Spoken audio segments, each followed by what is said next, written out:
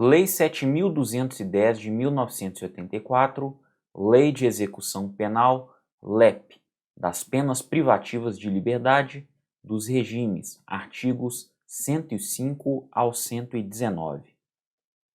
Olá, tudo bem com você? Eu sou Tiago Pacheco, delegado de polícia e professor de Direito Penal e Legislação Especial aqui na Prova Concursos, e vamos a mais uma aula importante para a sua aprovação, ainda dentro da Lei de Execução Penal. Vamos estudar nesta aula as penas privativas de liberdade e, mais especificamente, os regimes, ok? Vamos estudar sobre os regimes relativos às penas privativas de liberdade. Vamos lá, pessoal. Disposições gerais, leitura da lei, leitura de artigos, né? É assim que a gente estuda LEP da melhor forma, ok? Muita lei seca. Importante você fazer a leitura da lei seca. Artigo 105. Transitando em julgada a sentença que aplica pena privativa de liberdade, se o réu estiver ou vier a ser preso, o juiz ordenará a expedição de guia de recolhimento para execução. Então, todo e qualquer sujeito, né, que vá cumprir uma pena privativa de liberdade, ele precisa primeiro, o juiz precisa primeiro o quê? Ordenar a expedição de uma guia de recolhimento para essa execução. E essa guia é destinada a quem? Essa guia é destinada à autoridade administrativa, tá? Autoridade administrativa que, no caso, é o diretor do presídio, combinado? Essa guia é necessária. Ela é, inclusive, o primeiro controle de entrada desse réu, né, desse condenado, tá joia? Ou até mesmo desse preso provisório. Mas no caso aqui, ó, a gente está falando de condenação, né? Transitado em julgado. A guia de recolhimento extraída pelo escrivão, que a rubricará em todas as folhas e assinará com o juiz, será remetida à autoridade administrativa incumbida da execução e conterá, lá tá vendo? Essa guia, ó, além de ser, ordenada pelo juiz, quem extrai essa guia? É o escrivão. Escrivão de quem, gente? Escrivão do Poder Judiciário, o escrivão que trabalha juntamente ao juízo da execução. E esse escrivão, ele rubrica, tá? Essa guia também, ou seja, ele deixa lá a sua assinatura em todas as folhas, né? E o juiz fará aquela assinatura principal lá na última página. E como eu disse, essa guia é remetida para a autoridade administrativa, que no caso é o nosso diretor do presídio, né? Diretor da unidade prisional. Essa unidade prisional, que a gente chama vulgarmente de presídio, né? Pode ser uma penitenciária, pode ser uma cadeia pública, né? Pode ser uma colônia agrícola ou industrial, pode ser um albergue e assim por diante, perfeito? E vamos lá, o que conterá nessa guia? O nome do condenado é óbvio, né, pessoal? A sua qualificação civil e o número do registro geral no órgão oficial de identificação, tá? Então, toda aquela sua qualificação e a sua identidade, né? Seu RG e o seu CPF, tá? Dentre outras informações que se fizerem necessárias, né? O inteiro teor da denúncia e da sentença condenatória, bem como certidão do trânsito em julgado, isso também deve ser anexado à guia, tá, joia? Uma cópia com o inteiro teor da denúncia do Ministério Público, né? E também daquela sentença condenatória, assim como aquela certidão, né?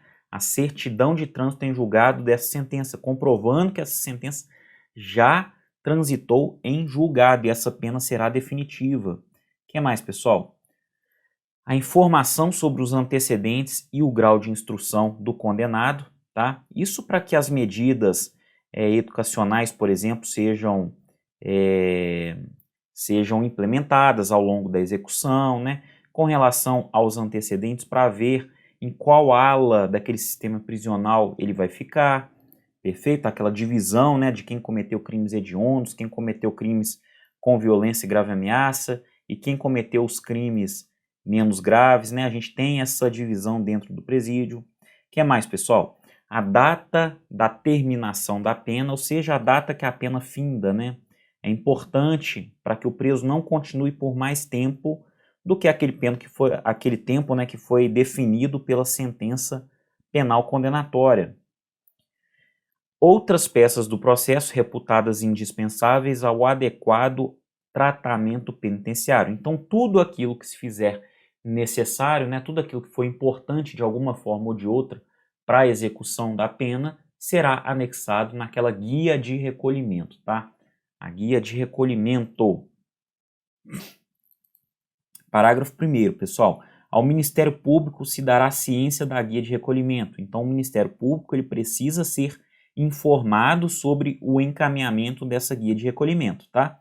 A guia de recolhimento será retificada sempre que sobrevier modificação quanto ao início da execução ou ao tempo de duração da pena, tá? Essa guia será sempre retificada, pessoal. Em quais situações? O sujeito, por exemplo, é condenado com uma sentença que transita em julgado pela prática de um novo crime, independentemente desse crime ter ocorrido antes ou após a expedição da guia, né? Se a sentença transitou em julgado após a emissão da guia, quando o preso for cumular essa outra pena advinda dessa outra condenação, o diretor do presídio fará um adendo, né, por meio da ordem judicial, fará um adendo nesta guia, informando, né, os novos elementos, né, dando publicidade à nova pena, para que essa guia seja readequada a uma pena maior. Perfeito? Terceiro, se o condenado ao tempo do fato era funcionário da administração da justiça criminal, far-se-á na guia menção dessa circunstância para fins do disposto no parágrafo 2º do artigo 84 desta lei, tá?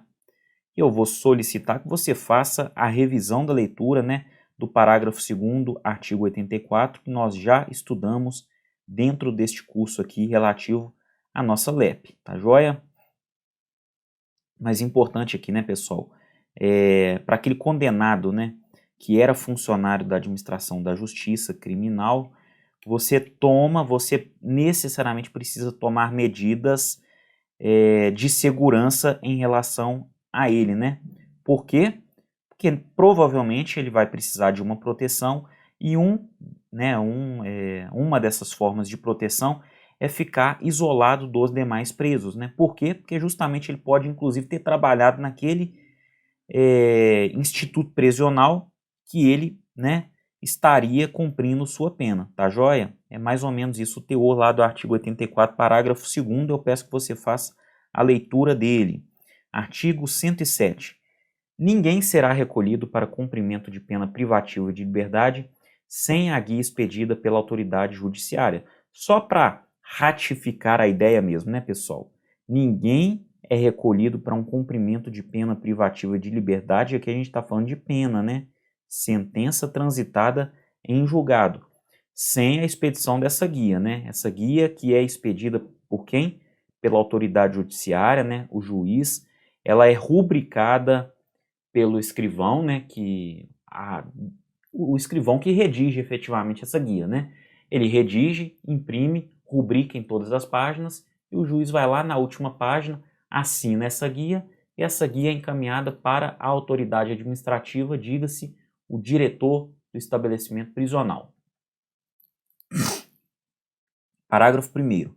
A autoridade administrativa incumbida da execução passará recibo da guia de recolhimento para juntá-la aos autos do processo e dará ciência dos seus termos ao condenado. Então, uma cópia dessa guia, né, será encaminhada para os autos do processo, o processo de execução da pena, tá? Aqui, ó, processo de execução da pena. E o condenado será cientificado dos termos desta guia, tá? Inclusive para fins o quê? De contraditória e ampla defesa, caso haja, por exemplo, algum erro formal ou até mesmo algum erro material nesta guia, né? Então, Isso é importante e imprescindível, tá joia? Imprescindível. As guias de recolhimento serão registradas em livro especial, segundo a ordem cronológica do recebimento, e anexadas ao prontuário do condenado, aditando-se no curso da execução o cálculo das remissões e de outras retificações posteriores. Por que, pessoal? Porque a remissão, né, para aquele condenado que trabalha e estuda, né, a cada 3 dias de trabalho ou estudo, ele ganha um dia a menos de pena, né? Ele ganha um dia a menos de pena, ou seja, ele retira da sua pena um dia, né, para cada 3 dias que ele trabalha. E outras retificações posteriores também, não somente de exclusão de pena, mas também como inclusão de pena. Então essas guias são sempre atualizadas ao longo aí do curso da execução penal. Combinado? 108. O condenado a quem sobrevier doença mental será internado em hospital de custódia e tratamento psiquiátrico, né? Cumprida ou extinta a pena, o condenado será posto em liberdade mediante alvará do juiz, se por outro motivo não estiver preso. Então, cumprida ou extinta a pena, né, pessoal, declarada a extinção da punibilidade, o condenado obviamente será colocado em liberdade mediante alvará do juiz. Então, a formalidade necessária para o cumprimento desta liberdade, né, é o alvará judicial. Obviamente, né, se ele não estiver preso por alguma outra razão, por um outro motivo, né? Se ele praticou, por exemplo, outro crime e a sentença já transitou em julgado, ele estiver cumprindo também essa sentença, obviamente ele não fará jus à liberdade, ele vai continuar cumprindo o restante daquela pena, perfeito? Dos regimes, pessoal, vamos lá, o que realmente importa nesta aula agora, não desprezando, obviamente, essa matéria, né? Não desprezando aí o que a gente estudou até agora, mas vamos lá, dos regimes. Isso aqui cai muito em concurso público e a gente tem novidade importante aqui e eu vou comentar no momento certo. O juiz na sentença estabelecerá o regime no qual o condenado iniciará o cumprimento da pena privativa de liberdade, observado o disposto no artigo 33 e seus parágrafos do Código Penal. Então vamos lá, pessoal, o artigo 33 e seus parágrafos lá do Código Penal define os regimes relativos à pena privativa de liberdade, né? O regime que pode ser fechado, regime que pode ser semiaberto ou aberto. No caso de pena de reclusão, tá? No caso de pena de reclusão, o condenado pode iniciar em qualquer regime. No caso de pena de detenção, o condenado vai iniciar apenas no regime semiaberto ou aberto. Isso tudo de acordo com o Código Penal, tá joia, pessoal? De acordo com o Código Penal. Então, quem estabelece o regime inicial de cumprimento de pena? É o juiz, é óbvio. Qual juiz? Juiz da execução, né?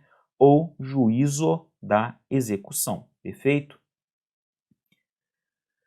Quando houver condenação por mais de um crime no mesmo processo ou em processos distintos, a determinação do regime de cumprimento será feita pelo resultado da soma ou unificação das penas, observada, quando for o caso, a detração ou a remissão, tá? Então, condenado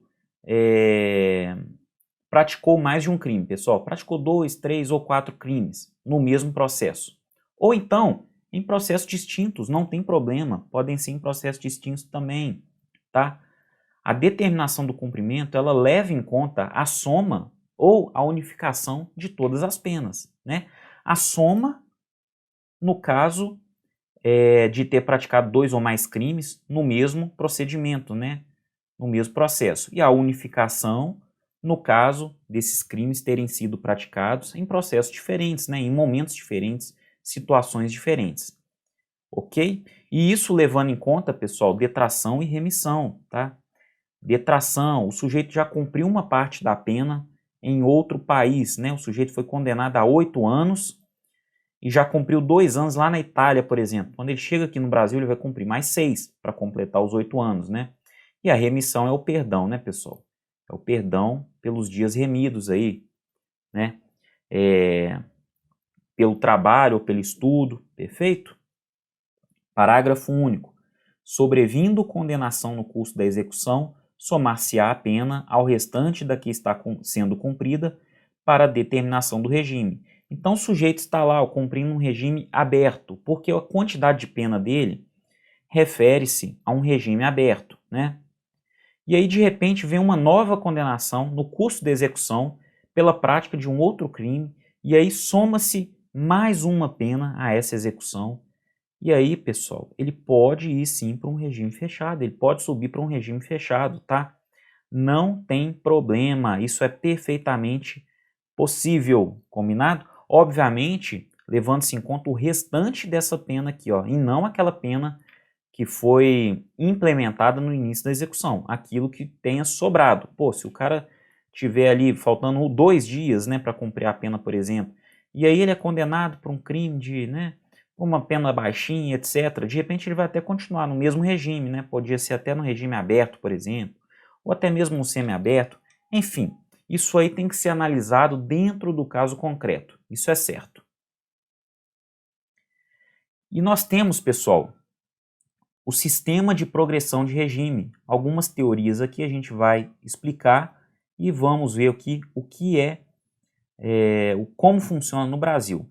Sistema da Filadélfia, pessoal, o primeiro deles, né? Segundo o sistema da Filadélfia, o preso sempre ficará isolado em sua cela, tá?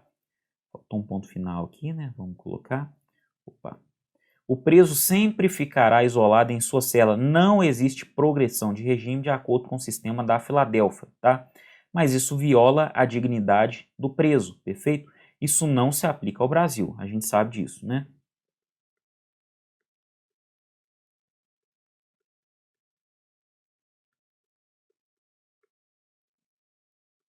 Isso não se aplica ao Brasil e nós sabemos disso. Não precisa gravar nada além disso, pessoal. Lembrou do sistema da Filadélfia?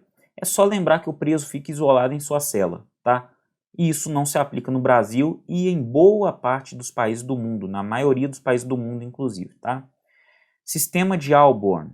De acordo com o sistema de Alborn, o preso trabalha em silêncio, tá? Ele não pode se comunicar durante o dia e é isolado da cela à noite, tá? Então, olha só, o preso trabalha em silêncio, tá? Em silêncio, ele não pode se comunicar com ninguém e somente durante o dia, e durante o período noturno ele fica isolado na sua cela, tá? Esse sistema também não se aplica ao Brasil.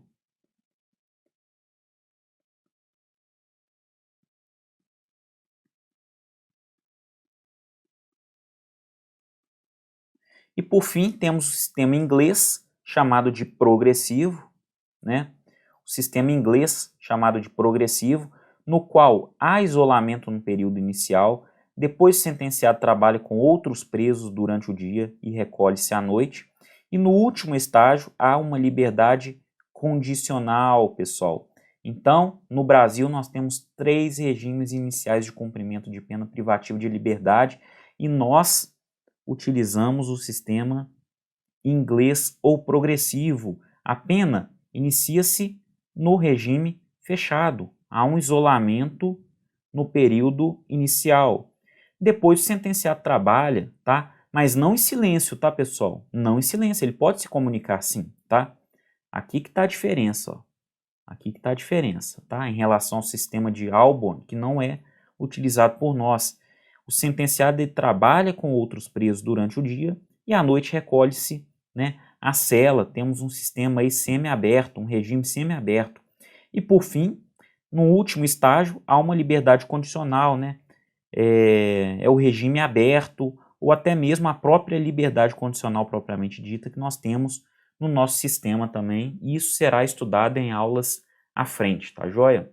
Então no Brasil, vamos lá, a gente sabe disso, né?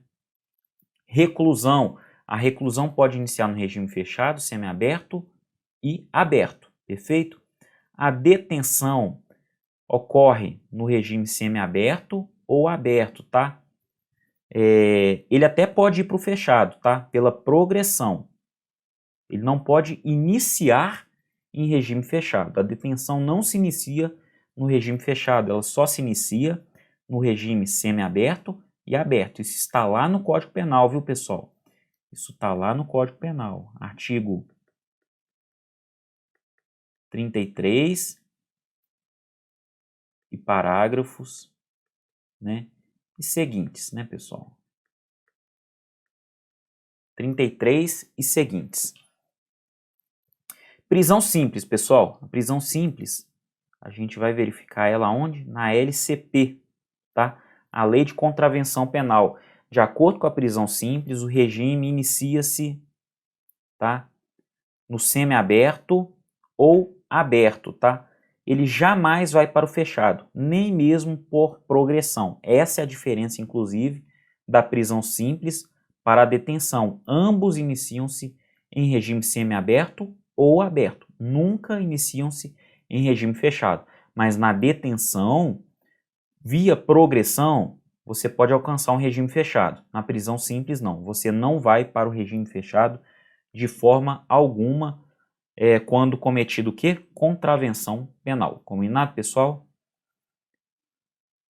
Pessoal, muita atenção para o artigo 112 da LEP. Muita atenção para o artigo 112 da LEP. Eu coloquei aí em vermelho a redação antiga que foi dada em 2003, né, pela Lei Federal 10.792, redação antiga da LEP, que hoje não tem mais validade, tá?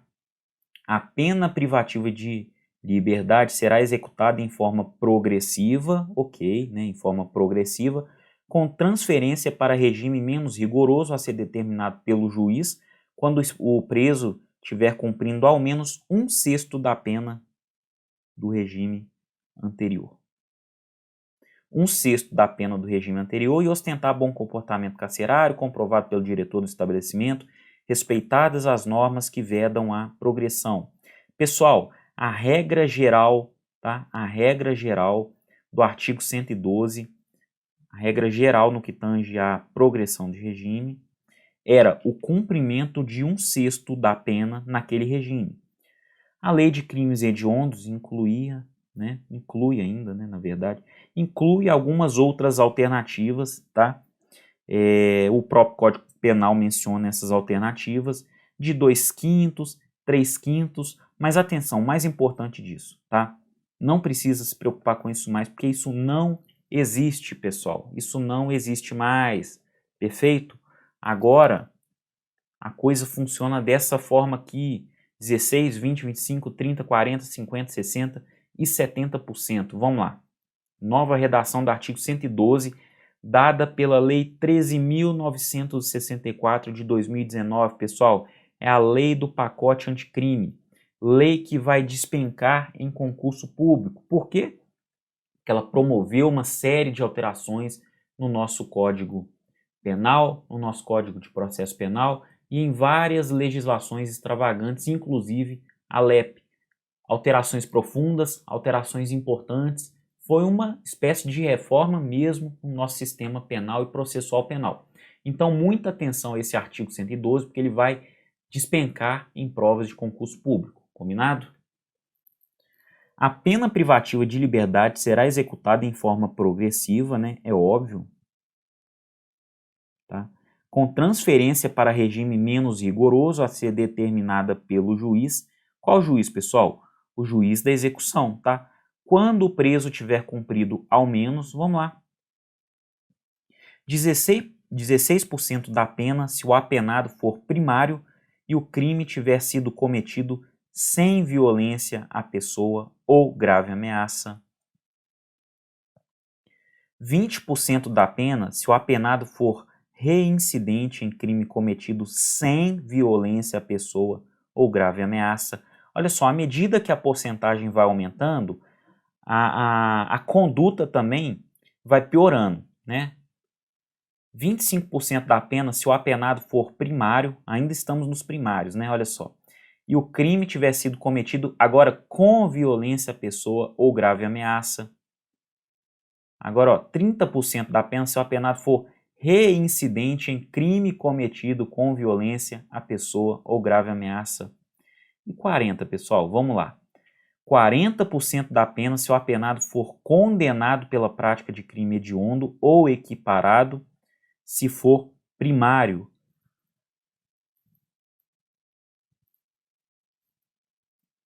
50% da pena se o apenado for condenado pela prática de crime hediondo ou equiparado com resultado morte, se for primário, vedado o livramento condicional.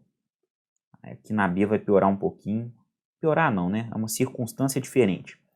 Condenado por exercer o comando individual ou coletivo de organização criminosa estruturada para a prática de crime hediondo ou equiparado, ou condenado pela prática de crime de constituição de milícia privada. E piora mais, pessoal, ó, 60% da pena se o apenado for reincidente na prática de crime hediondo ou equiparado. Então, se ele for reincidente nessas condutas do inciso 6º, é 60%. E, por fim, 70% da pena se o apenado for reincidente em crime hediondo ou equiparado com resultado morte, vedado o livramento condicional. Então, pessoal, para o sujeito que pratica um crime hediondo e esse sujeito seja reincidente na prática de crime hediondo ou equiparado com resultado morte, é 70% para ele, né, conseguir vislumbrar a primeira progressão de regime. E ainda assim, ó, vedado o livramento condicional, pessoal, vedado o livramento condicional. Então a lei agora está mais rígida, principalmente no que tange à prática de crimes hediondos ou equiparados, perfeito? Eu montei um quadro aqui para a gente visualizar todo esse conceito com mais facilidade. Vamos lá.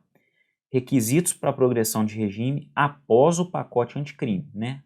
Após o pacote anticrime. Lei 13.964 de 2019. Vamos lá. Crimes praticados sem violência ou grave ameaça. Pessoal, olha só. Sem violência ou grave ameaça.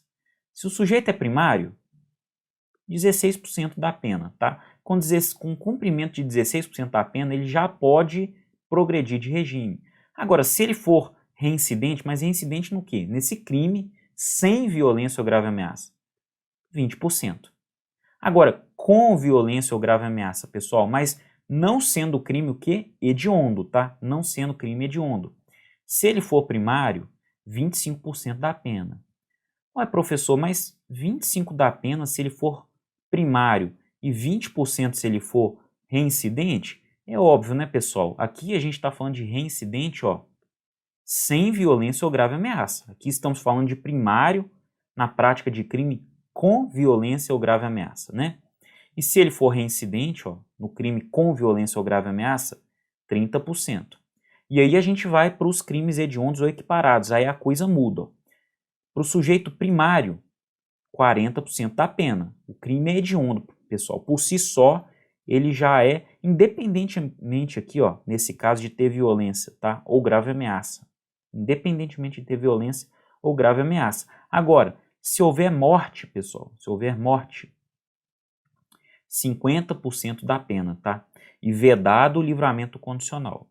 E para os reincidentes em crimes hediondos ou equiparados, pessoal, aí a coisa piora. 60% da pena. E se houver morte, tá? Se houver morte, 70% da pena. Vedado o livramento condicional, pessoal. Vedado o livramento condicional. E uma observação aqui, ó, no caso de comando de organização criminosa para a prática de crime hediondo ou equiparado, e também para o condenado pela prática de crime de constituição de milícia privada, 50% da pena também, tá? Entra aqui, ó. Entra aqui. Perfeito, pessoal? Então, peguem esse quadro, tá? Pega esse quadro, monta um igualzinho, cola ele na parede do seu quarto, cola ele na parede do banheiro, para você memorizar esses prazos, porque essas porcentagens, porque isso vai despencar em provas de concurso público. Muita atenção, tá? Gravem esse quadro aí, que isso vai despencar em provas de concurso público. Combinado? Em todos os casos, o apenado só terá direito à progressão de regime se ostentar boa conduta carcerária, comprovada pelo diretor do estabelecimento, respeitadas as normas que vedam a progressão. Então, olha só, pessoal, em todos esses casos aí, independentemente de ser 16%, que é a menor porcentagem, ou 70%, é necessário, né, para que haja progressão de regime, que o condenado ostente boa conduta carcerária, tá? E quem que vai comprovar essa boa conduta carcerária? A autoridade administrativa, que é o diretor do estabelecimento prisional, tá? Uma observação importante aqui, ó, sobre a progressão per saltum. O que é per saltum? É pular um regime, tá?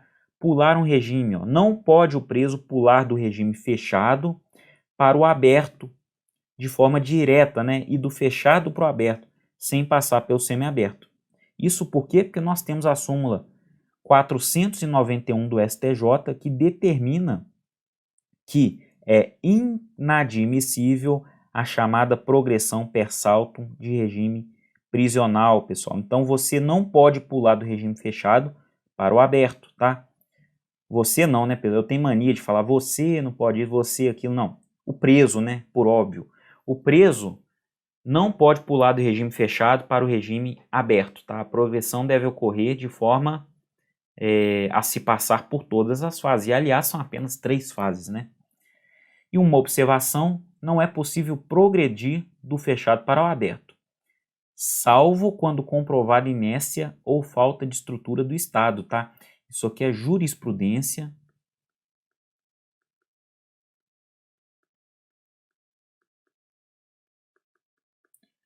do STF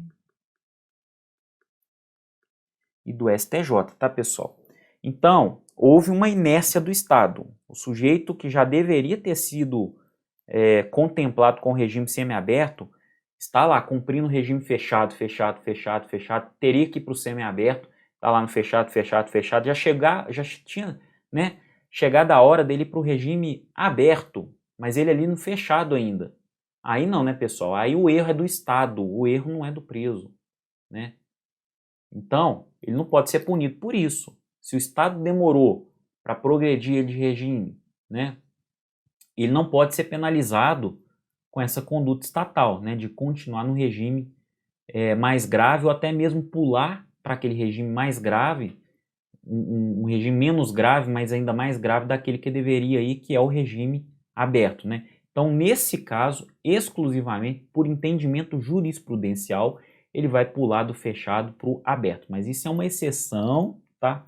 É uma exceção de prova que eu coloquei aqui para você entender que essa regra do artigo 400, aliás, da súmula 491 do STJ, ela não é absoluta, tá? Muita atenção com essa súmula, pessoal. Essa súmula é cobrada demais em prova de concurso público, tá? E muita atenção para a súmula e para a exceção a essa súmula. Uma exceção jurisprudencial, é uma exceção que não está sumulada, tá joia? A decisão do juiz que determinar a progressão de regime será sempre motivada e precedida de manifestação do Ministério Público e do defensor, procedimento que também será adotado na concessão de livramento condicional, indulto e comutação de penas, respeitados os prazos previstos nas normas vigentes. Perfeito, pessoal? Então, muita atenção, né? O juiz, quando ele vai determinar essa progressão, uma rede de agentes estatais serão acionados para se posicionarem em relação a isso. E, obviamente, né, o Ministério Público, que é o curador da lei, o curador da norma, ou mais que isso, o curador da ordem jurídica, né, de acordo com o novo Código de Processo Civil, né? O defensor também, né, pode ser o advogado de defesa, o defensor público, perfeito? E esse procedimento também será adotado na concessão de livramento condicional, que será tema de aulas futuras, né? Indulto e comutação de penas, que também serão temas de aulas futuras, perfeito? No caso de mulher gestante, ou que for mãe ou responsável por crianças ou pessoas com deficiências, com deficiência, os requisitos para a progressão de regime são cumulativamente não ter cometido crime com violência ou grave ameaça à pessoa, tá? Então, olha só, a gente está falando no caso de mulher gestante ou que for mãe ou responsável por criança ou pessoa com deficiência, tá? Crianças ou pessoas com deficiências. E lembrando que criança, pessoal, de acordo com o Estatuto da Criança e do Adolescente, é aquele sujeito que possui 12 anos incompletos.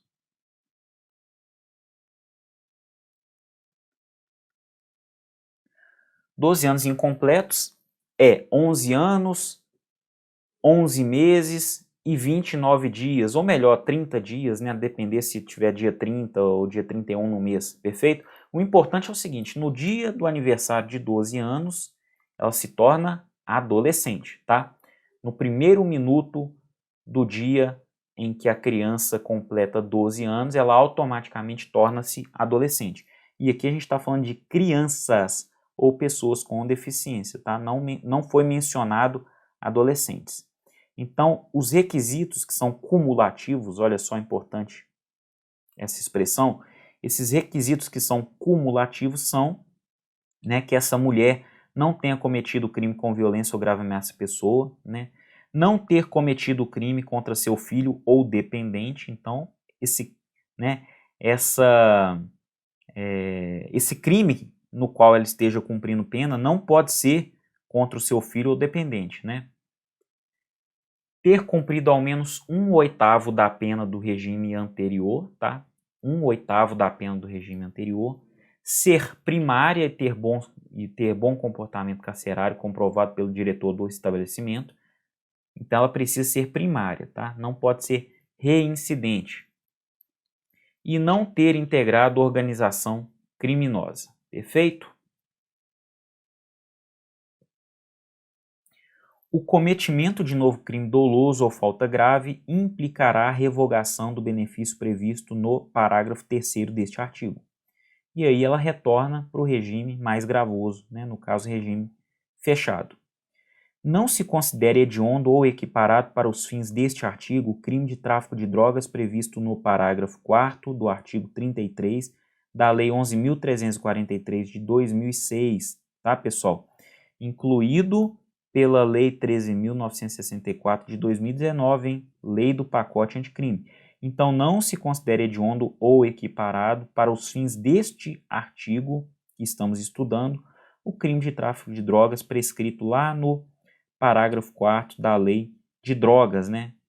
Especificamente no artigo 33, que menciona o crime de tráfico de drogas, tá? Parágrafo 6º.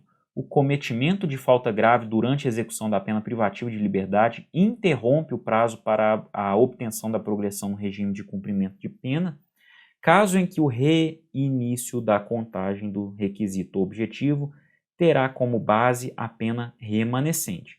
Então é isso, pessoal. Cometeu falta grave durante a execução da pena privativa de liberdade, a gente vai o quê? Interromper o prazo, né, para obtenção da progressão no regime, e lembrando que quando há interrupção de tempo, interrupção de prazo, o prazo volta a contar lá do início, diferentemente da suspensão, em que o prazo fica paralisado e começa a contar de onde ele ficou paralisado, né? Na interrupção a gente volta no início, zera tudo e volta no início, tá? Vamos lá.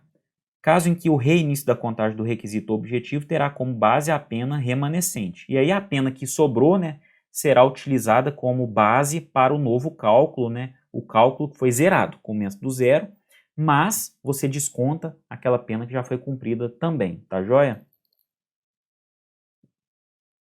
Artigo 113, pessoal. O ingresso do condenado em regime aberto supõe a aceitação do seu programa e das condições impostas pelo juiz. 114. Somente poderá ingressar no regime aberto o condenado que estiver trabalhando ou comprovar a possibilidade de fazê-lo imediatamente, tá? Opa. Pô, a canetinha aqui fica mais bonito, né? Apresentar pelos seus antecedentes ou pelo resultado dos exames a que foi submetido fundados indícios de que irá ajustar-se com autodisciplina e senso de responsabilidade ao novo regime, tá? Então, olha só, pessoal, são requisitos de ordem bastante subjetivas, né? Bom, se ele estiver trabalhando, ok, né? Requisito objetivo. Agora, comprovar a possibilidade de trabalhar imediatamente já vai subjetivando, né? E apresentar pelos seus antecedentes ou pelo resultado dos exames a que foi submetido fundados indícios de que irá ajustar-se com autodisciplina e senso de responsabilidade ao novo regime. É uma questão extremamente subjetiva, né?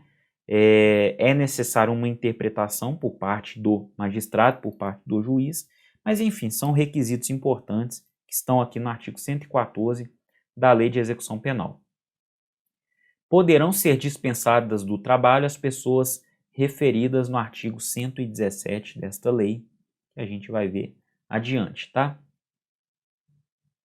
O juiz poderá estabelecer condições especiais para a concessão de regime aberto, sem prejuízo das seguintes condições gerais e obrigatórias. Então, temos outras condições aqui, né, pessoal? Permanecer no local que for designado durante o repouso e nos dias de folga. Então, é necessário que ele permaneça, via de regra, no seu domicílio, no seu dormitório, tá? Sair para o trabalho e retornar nos horários fixados. Não pode ir para boteco não, pessoal. Não pode ficar andando por aí, zanzando, não pode não. Não se ausentar da cidade onde reside sem autorização judicial. Então, vai sair da cidade, precisa de pegar uma autorização judicial. Comparecer a juízo para informar e justificar suas atividades quando for determinado. Perfeito, pessoal? Artigo 116. O juiz poderá modificar as condições estabelecidas de ofício a requerimento do Ministério Público, da autoridade administrativa ou do condenado. O próprio condenado pode também sugerir alguma coisa, tá? Desde que as circunstâncias assim o recomendem. E lembrando aqui com relação ao artigo 115, pessoal, o juiz poderá estabelecer condições especiais, tá? Para a concessão desse regime aberto, independentemente desses 4 incisos que a gente estudou, tá? Independentemente desses 4 incisos, o juiz pode também vislumbrar outras possibilidades necessárias. Então, esse rol do artigo 115, ele é exemplificativo, tá? É um rol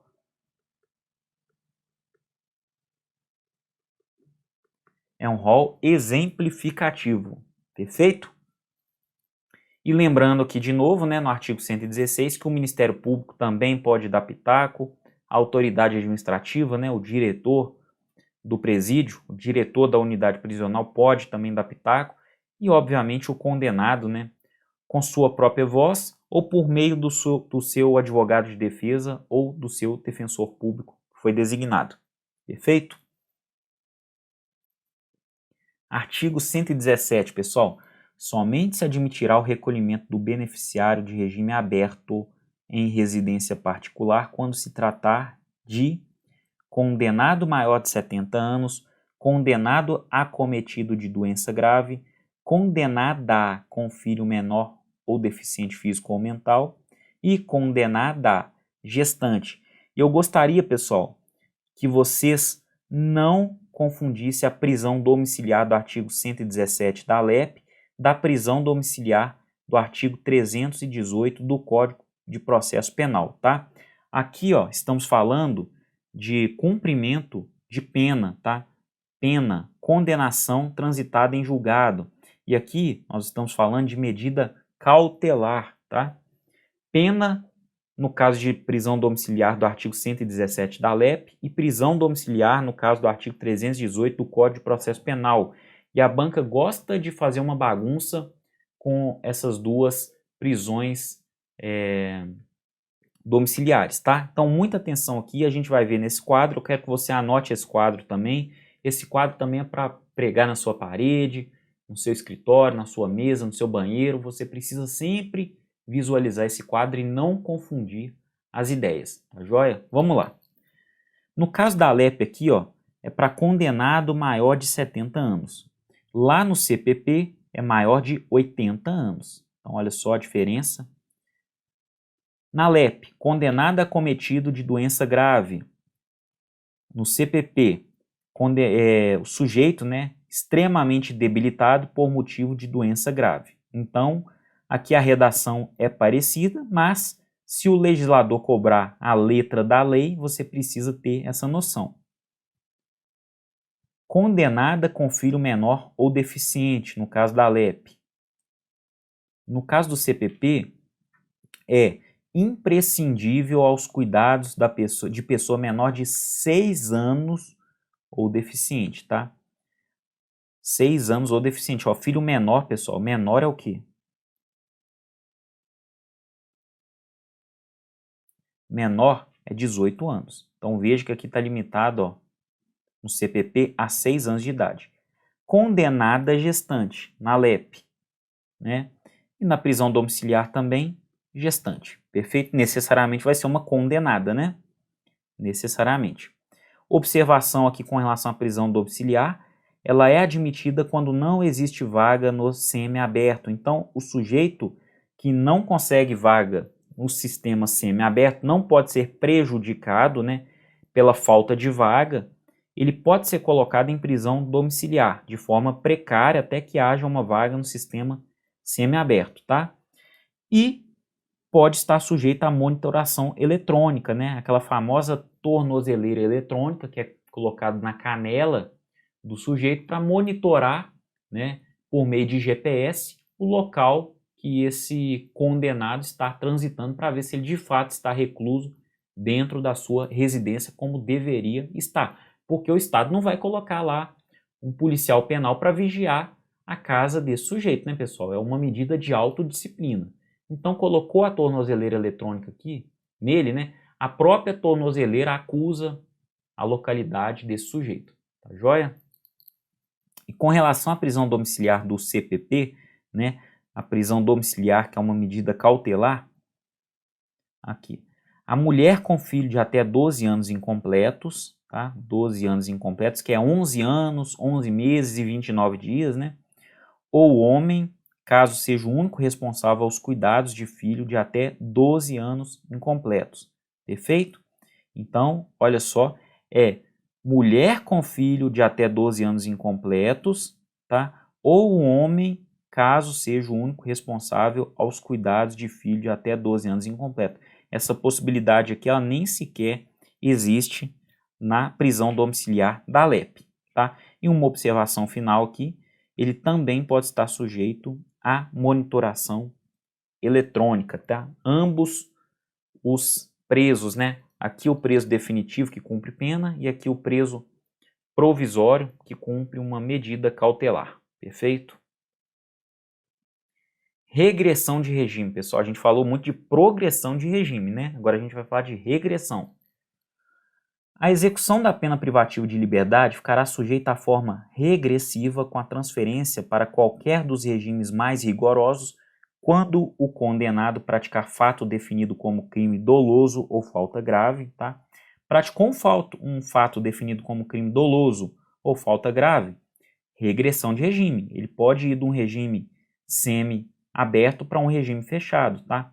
Crime doloso, pessoal, independentemente de ser um crime de menor potencial ofensivo, tá?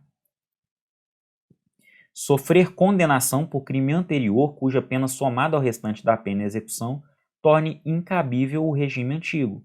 Então, o sujeito sofreu uma condenação, ele está em regime aberto, sofreu uma nova condenação de 29 anos em regime privativo de liberdade. Pessoal, esse sujeito que estava em regime aberto, ele não somente vai para o semiaberto, como ele vai subir para o regime fechado. Por quê? Pela quantidade de pena que foi somada ao cumprimento de pena que ele já exercia, tá? Então, por isso, é possível a progressão per saltum na regressão de regime. Então, na progressão de regime, isso é proibido. Não pode a progressão per saltum, né? Não pode o sujeito ir do regime fechado para o aberto. A gente tem súmula para isso, né? Súmula 491 do STJ. Claro que tem aquela exceção, né? Aquela exceção jurisprudencial. Se o Estado atrasou, né? Se o Estado provocou a mora o sujeito já deveria estar no regime aberto, aí ele vai do fechado para o aberto direto, mas isso é uma exceção. Agora, na regressão de regime, não, é o contrário. Pode haver, sim, uma regressão per saltum, direto do regime aberto para o fechado. Não precisa necessariamente passar pelo semiaberto, tá? Não precisa necessariamente. O condenado será transferido do regime aberto se, além das hipóteses referidas nos incisos anteriores, frustrar os fins da execução ou não pagar, podendo a multa cumulativamente imposta, tá? Então, olha só, pessoal, se ele frustra os fins da execução ou não paga, mas podendo, né? Ele não paga a multa cumulativamente imposta, mas desde que ele poderia pagar. Vamos dar um exemplo aqui. É um sujeito com posse, com bens, né? Tem imóveis, tem automóveis e simplesmente não quis pagar a multa, porque é quem não pagar podendo, perfeito? E parágrafo 2º. Nas hipóteses do inciso 1 e do parágrafo anterior, deverá ser ouvido previamente o condenado. É claro, né, pessoal? Princípio do contraditório e ampla defesa, né? Contraditório e ampla defesa. Artigo 119. A legislação local poderá estabelecer normas complementares para o cumprimento da pena privativa de liberdade em regime aberto. Olha só, pessoal. Artigo 119. A legislação local, tá? Local, leia-se estadual, ela pode estabelecer normas complementares, mas, pessoal, normas complementares que não contrariem a lei de execução penal, tá? Que não contrariem a LEP, para o cumprimento da pena privativa de liberdade em regime aberto. Aberto. Uma regrinha aqui, outra ali, alguma coisa que completa. Coisa pouca, tá, pessoal? Coisa pouca, como se diz. Mas é importante entender que isso é possível de acordo com o artigo 119 da Lei de Execução Penal.